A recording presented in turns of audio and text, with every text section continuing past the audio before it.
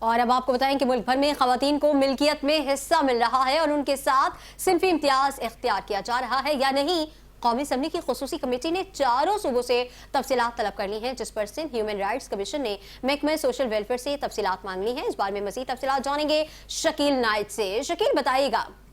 یہ پورے ملک میں خواتین کو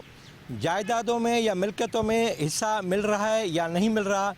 قومی اسمبلی کی خصوصی کمیٹی نے چاروں صوبائی حکومتوں سے تفصیلات طلب کر لی ہیں۔ اس سلسلے میں قومی اسمبلی کی خصوصی کمیٹی کا اجلاس ہوا، جس کے منٹس جاری کر دیے گئے اور یہ منٹس چاروں صوبائی حکومتوں کو ارسال کر دیے گئے، جس میں ان سے کہا گیا ہے کہ وہ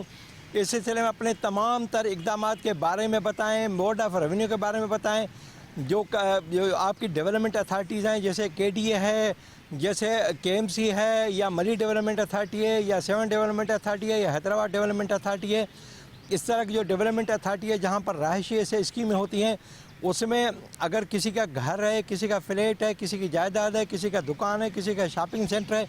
جو بھی ہے، اگر ان کا انتقال ہو جاتا ہے تو اس کے بعد اس میں خواتین کو کیا حصہ ملتا ہے، ان کی بیوی کو کیا حصہ ملتا ہے، ان کی بیٹیوں کو کیا حصہ ملتا ہے، تو یہ ساری تفصیلات بھیج دی جائیں۔ حکومت سندھ نے بورڈ آف ریونیو کے سلسلے میں ہدایت کی ہے کہ وہ ان تمام ڈیولپمنٹ اتھارٹی سے اور اپنے جتنے بھی ڈپٹی کمشنرز ہیں ان سے تفصیلات طلب کر لیں، تاکہ قومی اسمبلی کی خصوصی کمیٹی